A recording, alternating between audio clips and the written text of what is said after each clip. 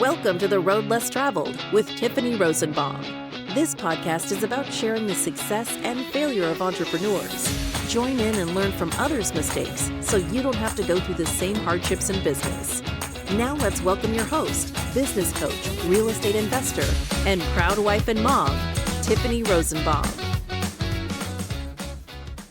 Welcome to another episode of The Road Less Traveled. We are here with Paul Stratton, which I'm really excited about because he owns Stratton Inspections, but he started it during a time that no one would expect. So the ups and downs are a true story. So I actually want to go back to when you started Stratton, but a little bit before that, you have 3 kids, and you were trying to make ends meet. Why would you become an entrepreneur and try to start a business during that? Well, when you go through divorce, you pretty much lose everything out anyway, so you really have nowhere to go but up. And so, I just had to figure out some way to make ends meet and still take care of my kids because my youngest was 2 and a half. And so, it was interesting times, and, I was able to do some side work for some property management companies and things like that while I was getting my business going, so. Hey, and you started a Stratton Inspection in 2008, 2009, or? 2008. It's funny how God works because, I think he knew I was going to go through a tough time, and he knew I was going to need a career path to enable me to raise my kids. And so I got licensed as a home inspector up in Utah before my divorce even hit. I had a flourishing landscaping business up there. Decided to do home inspections on the side, and I got licensed up there. So when my divorce hit, I was already pretty much ready to roll on home inspections. So. Oh, that's very interesting because it was just a side gig. Just a side gig, something to do on the side. My landscape business was going good, and just wanted a second revenue. So the landscape business was up in Utah? Yeah. Okay, so does that still exist or no? No, I dissolved everything. Okay. 2008, yeah, crash. We all went through hell, right? Mm-hmm. It was brutal. And so it was top ramen for a few years, every night. Oh. And it was tough, yeah. I remember those years, a bunch of tears, no food except for food storage. Yeah, 100%. Yeah. So you moved to Arizona and then you just started knocking doors. How did you decide? How did you get inspections, first of all? Because that was a really tough time. How did you find new clients? There's something to be said for being naive. There is something to be said. You're innocent and naive. You don't know what you don't know. So yes. you just start swimming. And I just started knocking on agents' doors as far as their business brokerages, Okay. and asking where their team meetings were and when their team meetings were, and then just kind of getting my foot in the door that way and bringing lunch to their team meetings and getting to know agents and building relationships that way. In fact, your husband was one of the first agents that started using me, and I'm so grateful for those agents because they had trust in a guy that they probably shouldn't have had trust in. So he was just trying to figure it out, and it took a lot of trial and error and a grit. I think you had mentioned on one of your podcasts, grit. Starting a business, it takes a lot of grit, especially when you're raising kids full time. Mm-hmm. It was tough, but luckily I had agents like your husband that had faith in me and gave me some work. Yeah, that was a time. I think our kids are about the same age. What age are your kids? So my youngest now is 18. Okay. I have an 18-year-old, a 23-year-old, and a 26-year-old. Okay, so your kids are a little bit older than mine. Mm-hmm. But I remember when you're raising kids in 2009 and 2010, because that's when we got in was 2010. But we were here in 2008 and 2009, and it was just a brutal time. Yeah.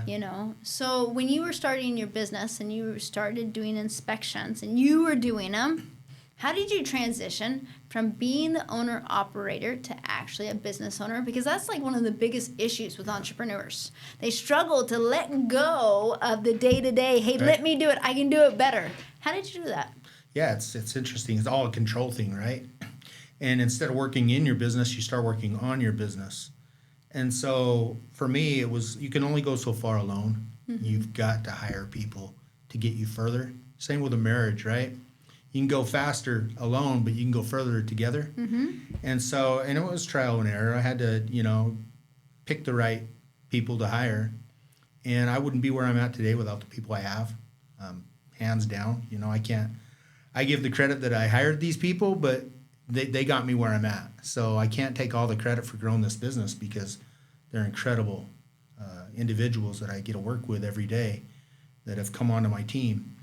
And so, yeah, I just had to let go of some control and make sure I hired right so that I could grow right. You said something there that was really important. Hired right. Did you hire right from day one, or did you struggle? I have to bring this out because most No. that's a hard. So how did you go through that? Like, tell me about a story, because everybody has them where you're like, oh crap, I hired that person I shouldn't have. Can you share a story with us? Yeah. So you get in a bind, and you kind of get desperate. It's like a dating site, that you're not getting any traction, so you settle. Yes. Oh my goodness. But anyway, yeah, we hired this one individual, and this is all trial and error. You kind of learn how to hire. Mm-hmm. And one of the aspects of learning that was actually taking a DISC test and having my employees take a DISC test. So we can get into that further. But we hired this one person, and I was like, to my office manager, I said, hey, listen, they're a diamond in the rough. They're going to work out. We need somebody desperately to take phone calls and schedule and answer emails, all of that. And we can train them. I kind of had a feeling they weren't going to work out, but I was so desperate, I just settled. And one day she called in sick for work. Actually, she said she was in the hospital. And she sent us a text that she was in the hospital, with an IV. And then right after that text, she sent another text that actually was meant for her friend. Hey, I told my work that I was in the hospital with an IV, and let's go out, let's go. I don't remember what they were doing. And me and my office manager reading that text, and then shortly after that text, she's trying to backpedal. Oh, here's a picture of my IV, and I don't know if she stuck one in her or what, but it was all fake. Oh, so anyway, just goodness. Stories like that, hiring the wrong people, and people represent your company. And you need them to represent properly if you're going to grow, because they can sure hurt your company too. And that's with inspectors as well, and not just office staff. So that was just 100%. One story of many. Oh yeah, we were in a bind, and we hired a maintenance tech, and I'm like, things aren't happening right. We found out later he was on his iPad watching TV in homes, and I'm like, you gotta be kidding me. No diamond, all rough, yes, right? All rough. But how'd you transition to go, okay, I screwed up, I hired the wrong person, owning that mistake, and going, okay, what do I need to do to be able to hire the right people? I think I started looking inward for one, and realizing, hire slow, fire fast, right? Because I'll be okay, struggling for a bit until I find the right person. Mm-hmm. And so one of my processes, especially with inspectors, is after the interview, if I feel like they're a good fit and a good personality, I definitely take them on a ride along, on an inspection. Nice. I want to see how they, talk to clients, talk to agents, what knowledge they know. And also, it may sound shallow, but I look at hygiene as well. You got to represent, you got to look the part, you got to be clean, smell good, you look good, you feel good, you do be good, right? But it's true. So 99% of everything is the first impression, right? It is. Like, it's the first impression. My dad always said you never get a second chance to make a first impression.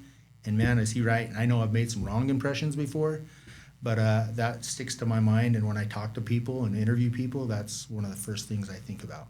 It's so true. My dad was the same way. He was like, your first impression is everything. So you present yourself well, you look well, you shower, you do everything. Your hygiene has to be top notch, because once you walk away, they're going to either remember you for good or remember you for bad. So which one is it going to be? And your employees are a reflection of you. Mm-hmm. And so you have to hire right. You really do. And sometimes you don't get it right, but that's part of business, right? That's why it's a risk, right? Right. So, because you mentioned the DISC profile earlier, and I'm really big on the DISC profile, like huge. We all take it. Everybody comes in, I want to take it. So when did you decide, okay, I need extra help to understand these people than just hiring someone, it's just an inspection, it's not that big of a deal? When did you decide that? I realized it out in the field, actually, when we would have a client that was maybe a first-time home buyer versus a client that might be an engineer, and their personality differences, and how to identify what personality they are right off the bat so that you can kind of gear your walkthrough to that individual. Because as an inspector, you can really scare somebody fast. You can. And it's all communication, and that's when I realized how important a DISC assessment was for not just me and knowing my personality, but also to determine other people's personality so that I can cater to what their personality is in the walkthrough. So I'm not scaring them, or I'm not boring them to death because they're a contractor and this stuff doesn't matter to them, so. So do you have every single person that comes within your company take a DISC profile test? Absolutely, yep. So do we. So what do you have a certain DISC profile that you hire? Depending on the positions, can you tell our viewers a little bit about that? If it's an inspector out in the field, who do you hire? So I like an eye, a high eye. Yeah, they have to be able to talk. Yeah, they got to be able to talk and, kind of be not alarmist and just kind of mellow yellow. And that's kind of what I look for. A high D is more controlling, I think, and might come across a little abrasive. But I do like that because they have the drive, So I kind of go those routes, So like a high ID. Yeah. Then? 100%. So that's interesting. So like in our sales profiles, I always look for IDs. For our, resident specialists, I like for Cs, and because our audit team, they're all Cs. I want to make sure they can really be organized. So I love the DISC profile test. Have you ever used any other profile test? I haven't. I used the Tony Robbins one. Okay. And I haven't used any others. So. Okay, I haven't used that one. Have you heard of Culture Index? Is another one for the people that are listening. But like, I love that you said it helped. I looked into it. I took it myself, and then I had my team take it because I feel like business, it's psychology 9 times out of 10. It is, yeah. It's like understanding the people. And once people understand that, then they can move forward. But if you don't understand the people, how are you ever supposed to run a business? Right. And, people don't really care how much you know until they know how much you care. And so if you can really build a relationship of trust with them and you can get their trust right off the bat, they're going to trust your inspection. The whole process is going to go smoother. It's less callbacks, too, because they trust your report. And it's a little more forgiving. Should you miss something, they're a little more forgiving because they know you're professional in your field and you have the confidence and they trust you. So things will get missed. Mistakes happen, but they're a lot more forgiving when people can trust you and they know that you're a professional in what you do. 100%. So when you hired your first, second, third, all these team members you started hiring, how did you get the knowledge out of your head to your team's head? Well, I used to train inspectors. Okay. And I realized that took a long process. And also, a lot of them didn't have the same mindset I did or didn't have the same social mannerisms that I did. Not that they were wrong, but it wasn't a good fit. But I got the mindset to start hiring people that knew construction. And so, because if you have that background, you're ahead of the game. You're not having to relearn construction or learn construction or lingo. You already know the lingo, so that really helps. Oh, 100%. So how did you get your processes? Do y'all have a training program, or how do you help your team get ready to go out in the field and do everything that you were doing before?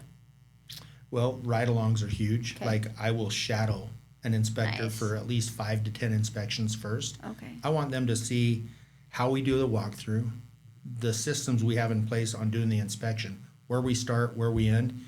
In case in point scenario, on an inspection, we usually end everything in the kitchen, and that goes with the walkthrough as well. All of our walkthroughs start on the exterior, we work on then we go to the interior, and then we finish up in the kitchen because that's where everybody gathers anyway. And so that's a good, comfortable place to end, and then to show them pictures of things that they couldn't see during our walkthrough. But people are spending $500, $600 for an inspection. They deserve a walkthrough, They want to look at the house again. And then when you end in the kitchen, that's just kind of what we do. And it's a comfortable place. You're And it's a right. comfortable Everybody place. gathers in the kitchen. Yep. It's familiar. It's comfortable. So not just inspecting, but we have systems too, and there's a reason why.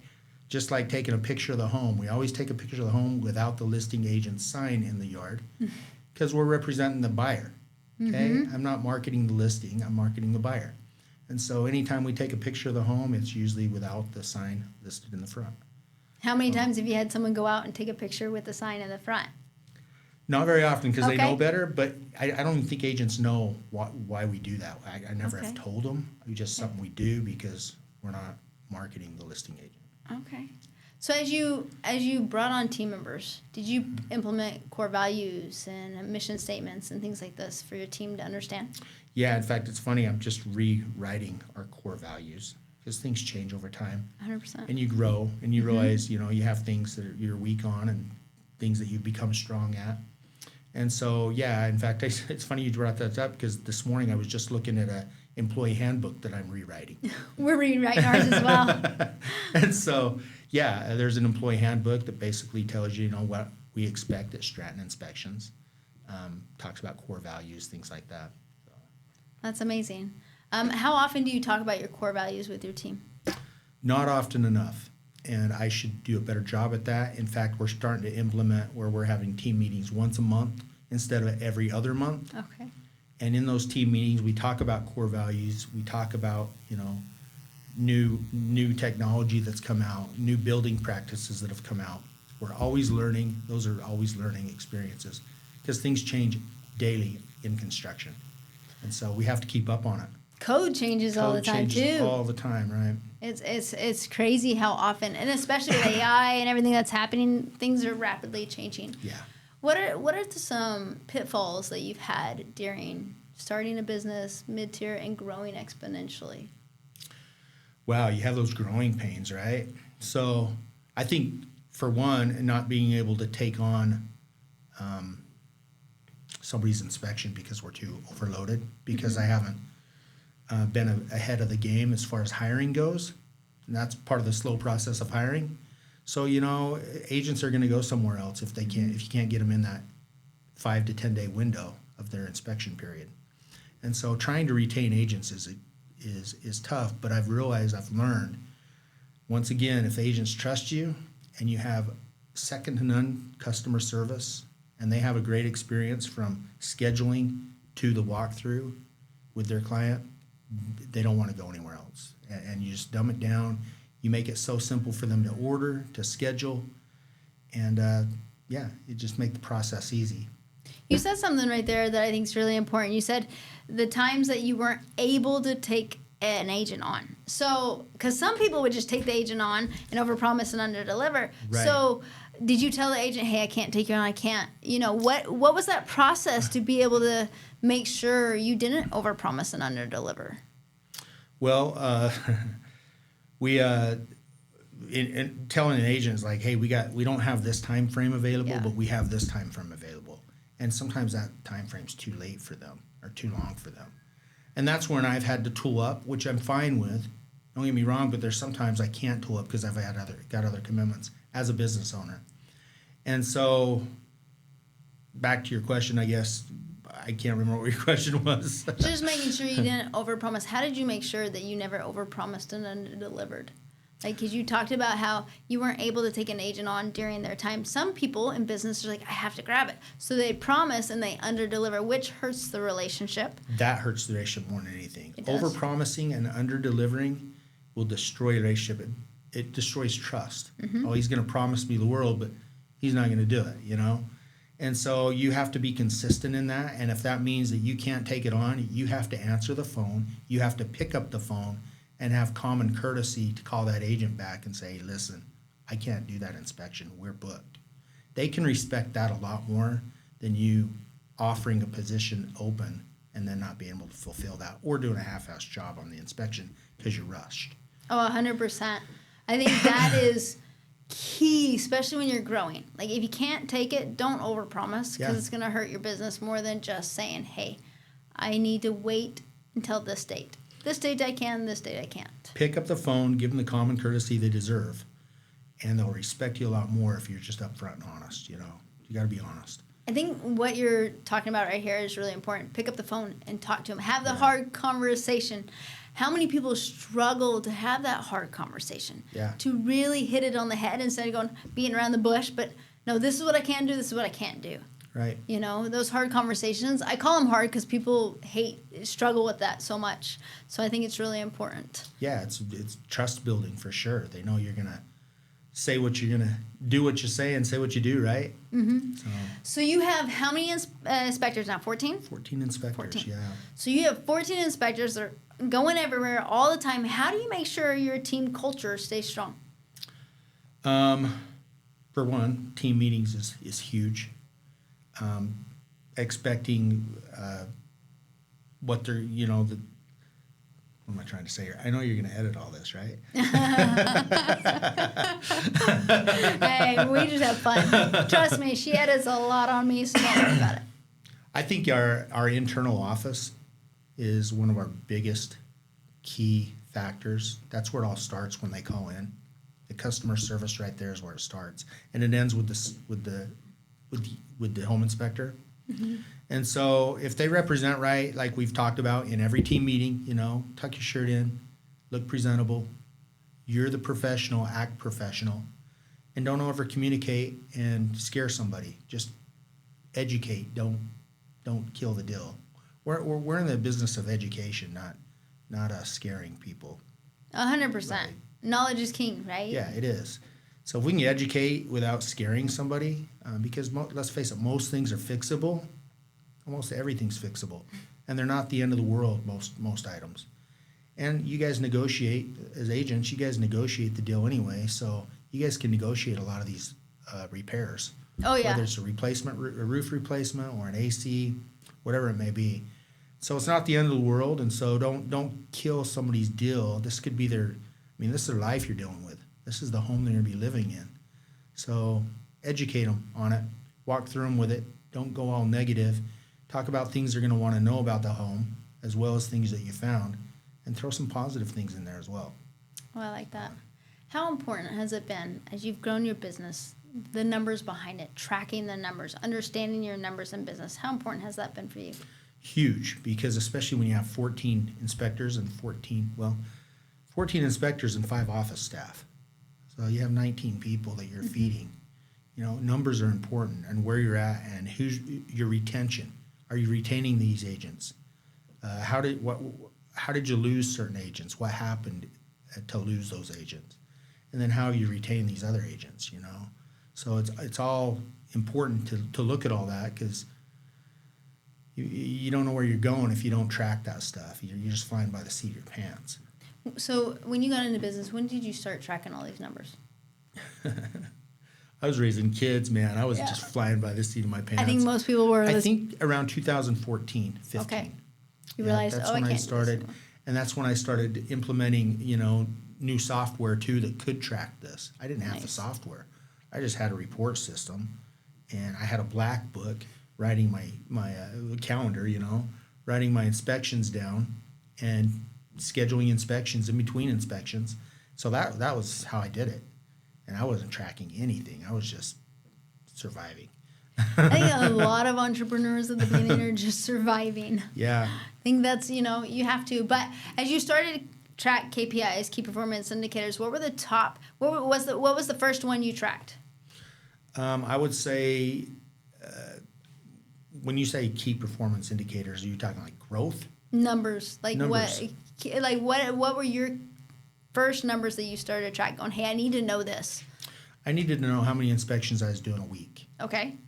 That's a good one. That was the very first one, because that told me, okay, Paul, you're doing 8 inspections this week. It's time for you to go hire a guy, give those to that guy, and you go out and get more work. So that was very key. And that's how I've grown this, was monitoring how many inspections we have this week. And that way I can get ahead and hire people, because the minute I start tooling up, that's an indicator to me I need to start hiring, because I need to be out talking to agents and doing the internal stuff instead of inspecting. So I've gone from the role of being an inspector to a business owner. 100%.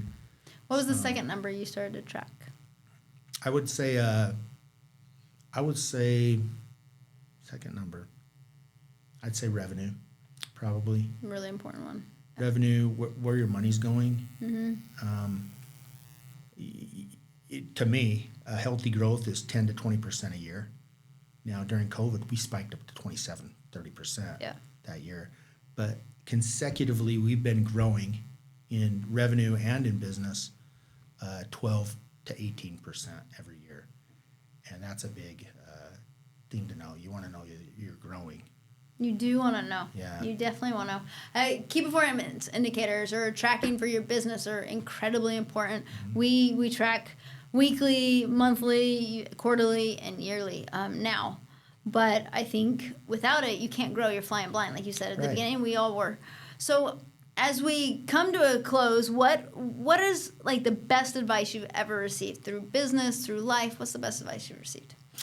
We talked about it earlier. I think building relationships of trust, building on common beliefs, like when you're talking to people and you want a relationship with somebody, make sure it's genuine, and make sure you're building on common beliefs. And I think third is, my dad always said, things done when first thought of need no further attention. Oh my gosh, I'm still in that. Right, and it's so easy to do the simple things first and kind of procrastinate the hard things, but and I'm the worst at that. And so I always have to remember, things done when first thought of need no further attention. It takes such a weight off of you. Your whole day goes better because you tackled the hard things first and got them out of the way. The rest of the day's cake. So. Oh, I love that. Like every day I write down a list. Hey, what has to be done? Non-negotiables. Right. These are being done no matter how hard they are. And you're love that. I don't want to make that phone call. So you try to do something else simpler, right? Yeah. But that phone call's all in the back of the head. And so it overwhelms. It takes space. Get it out of your head. Get it done. Oh, I love that. I'm totally still in that. Yeah. What's the worst advice you've ever received, Paul? I can't tell you what I've learned from hard feedback, Yeah. Sometimes you don't know what you don't know. I went to a happy hour one time, and it was a happy hour full of agents, just tons of agents. And in the growing process, I thought, okay, I got to take my business cards. I'm going to go in there. I'm going to meet some people. I'm going to give them my card. Well, I started doing that. You have these little groups. I call them cliques, where they're talking, they're having discussion. Well, I would interrupt. Okay? You don't know what you don't know. I'm just trying to be an entrepreneur. Yep. Got a lot of ambition. And I started giving them my cards. Well, one lady, agent, best advice she gave me, I hurt a little bit, but I'm so glad she told me. She goes, hey, Paul, come to these and just get to know people. Don't insert yourself and give your cards out. You'll get more business that way than what you're doing right now. And man, I was like, holy crap, that was honest. I'm sure that wasn't easy for her to tell me that. Best advice she could have given me, though, because I realized I felt stupid afterwards, But what's amazing is you took it. Yeah, you have to take advice. You were humble enough. I think feedback is the most important thing in business or in life, right? Without it, you can't grow, you can't get better. We're sitting here because our eyes are a little blind to ourselves a lot of times. Like you said, you were going to hand out business cards, doing the entrepreneurial thing. But with her feedback and your humbleness, it was like, hey, I can change, I can get better. And now you're exponentially growing your business and doing a fantastic job. I love that advice. Yeah, the key thing you said was being humble. Humble enough to receive the advice, internalize it, and then, you know what, she's right or they're right, and then growing that way. Because if you're not able to dang, I'm really losing my mind. You're here. Good. Don't even worry about it. But if you're not able to, take constructive feedback, you're not going to grow. And it's also important to be careful what constructive feedback you give. Make sure you do it in the right way, because you can really offend some people by being, I'm going to be brutally honest. I'm going to tell them, they need to be doing this. You're going to offend people, and that's not how you build a good relationship. I think there's a time and place for everything, right? Exactly. How she did it. She probably didn't do it in front of people. No, but I said, hey, she Paul, pulled me aside, yeah. And I felt so sheepish at the time, but it was one of the best advice I've ever given. Aside from that, I was driving a minivan. I inherited a minivan from my mom. Okay. She had dementia and gave me her minivan before she went too far off, And so I'm hauling my kids around this minivan. I got the back window, put my logo on the back window. And I'm driving this minivan around, drop my kids off, going to do an inspection, and an agent told me, hey, Paul, how many inspections you doing now? I said, I think I'm doing about 8 or 9 a week now. And he said, Paul, and this is really good advice too. Hey, Paul, you're doing well enough now. You probably should get a truck. This minivan just don't work for you. And it's the best advice. I chucked the minivan and went and got a truck. But I was just floating. I was surviving, and I was capable or able to go get a truck at that point. And so I did. But he gave me good advice there. Hey, you look like a mom, dad, You're supporting these kids, and which is great. I love what you're doing, but go get a truck. It's time to look like a business owner. Time to look like a business owner. I had to share a story that was very similar. My husband, he had a Honda Civic that he had bought going into college, and then the muffler was hitting the ground. I mean, it looked beat up. And I was like, Daniel, you need to do something. My brother came in one day and he said, Daniel, I don't care what you do. That's your office. Go get a truck and look the part. And he went and did it. And it changed not only him, but when he went out to clients and clients would look at him different. It was like, okay, so sometimes you got to look the part. Building that trust. Building that trust. So I love that you said that. What is a book that you would recommend for our viewers to read to help them in business, in life? Wow. This is a tough one because I should have came prepared because I was reading a book not too long ago. I don't read a whole lot, but I'm trying to. I know you're gonna edit all this out. So we're just talking. No, it's real and raw. Because my favorite, I don't read them. I actually do audibles because it's the only way I have time. And so look it up. Oh, I do the same thing. Because I can't remember them afterwards. Outwitting the Devil is a really good one. Ooh. But that's not really for business. It doesn't matter. But I've heard that one. I haven't read that one. Outwitting the Devil is a good one. Something the effect. What is it called? Gosh dang, I forgot all my books. I don't know. Okay, have you read, don't worry about it. Have you read Traction? I haven't. Okay, Traction, who? Traction is EOS implementers, stuff like that. But Traction's a really good book. Who's a really book. But have you read Sam Walton's book? Okay, Sam Walton's book and then Amazon. It's very interesting. Oh, really? Yeah, read both of them. Because when Amazon came into the market, they actually went over to Walmart, stole their executives to come over to Amazon. And their books talk about it a little bit. So it's really interesting to read because it was like Amazon knew, where do I go to find the best people to make sure they can build Amazon? Well, they went to Walmart because they've already done it, right? So anyways, I don't read a whole lot. Right. I do listen to audibles because that's the time I have.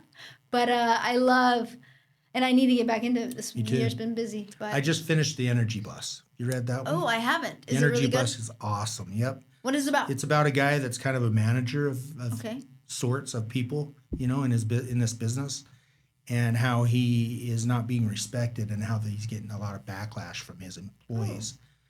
And he goes. There's this lady on the bus. He ends up having to take a bus to work because his car breaks down. Okay. And there's a lady on the bus that's talking to him about the Energy Bus and about people need to get on your bus. And they may not like it, but they don't see what you see yet. And so once they get on your bus and put their feet all in, then they want to be a part of it. But until you prove that to them, they don't know what they don't know. You're going to get, some not very good employees that are going to respect you and some backlash. And so it's every day he has to take this bus and listen to this lady and the energy. It's called The Energy Bus. So I love it. Anyway, I'm gonna have to read it because I think energy, either you're putting off the good energy that's gonna be in your business, or you're taking away from it. So which one are you bringing in? Because your energy, I think the leader of the business puts so much. Your energy is going to spread. So which energy are you bringing? Well, you implement things into your business that make your business grow and are healthy, and your employees have to see that and they have to be in on that. And if they're not, that's a cancer. And it's not going to work. So you either need everybody in, or the ones that don't want to get in, you got to, it's true. Get out on my bus. You got to figure that out. It's true. 100%. Well, Paul, one last question before we head out. But what would be the best advice you could give our listeners today to help them through this? Starting a business. Yep. Grit is one. Grit. Also, put things in perspective. Give yourself a little leniency. Like, you're gonna make mistakes. That's okay. You're not gonna want to get up some days. That's okay. But try to do something positive every single day, because I know when you do that, when you put one foot forward in front of the other one, not to get religious here, but I know God will bless you that way. He will put things in your path because you're trying. That doesn't mean you give 100% that day, because you're not going to be able to every day. You just won't. But if you're doing something positive every day, things will work out. And some days will be great and some days will be terrible. But just keep moving forward. Oh, I like that one. Kobe Bryant said it really good. It's about stacking days, right? Stacking days. Yeah. It's not about just one day. It's about stacking those days and over the years of what impact that will have. Be consistent. Like you said, you're not going to be 100% every single day, but stack that day. Right. Make a little step forward. Be real. I hear guys all the time, you need to be doing this, this, and this, and it's just not real, stay in your lane, do what you can do. Don't try to be somebody else, and just do what you can do, but make sure you're doing something that day to move you forward. 100%. Well, thank you so much for coming out, Paul. We're excited for you, for your business and everything that you have going on, because it's exciting. But where could our listeners, our viewers, find you best? Okay. Stratton Inspection Services. You can find us at www.strattoninspections.com, or you can text or call us at 480-215-7264. And then we're also on Instagram and Facebook and all that Actually, good they stuff. do need to look you up on Instagram and stuff, because y'all have some cool videos, yeah. actually. I actually sent one to my team. I'm like, look at this video. It's pretty cool. I have one video that got 6 million views. That's amazing. That's crazy. That is crazy. Yeah. Y'all do a good job of that. Oh, thank you. But anyways, thank you for coming out, and we really appreciate it. Thank you. Thanks for tuning in today to The Road Less Traveled. If you're organizing an event, workshop, or simply planning something exciting and would like to have Tiffany Rosenbaum join you, or want to have her on your podcast, visit TiffanyMRosenbaum.com and click on Book Tiffany to get started.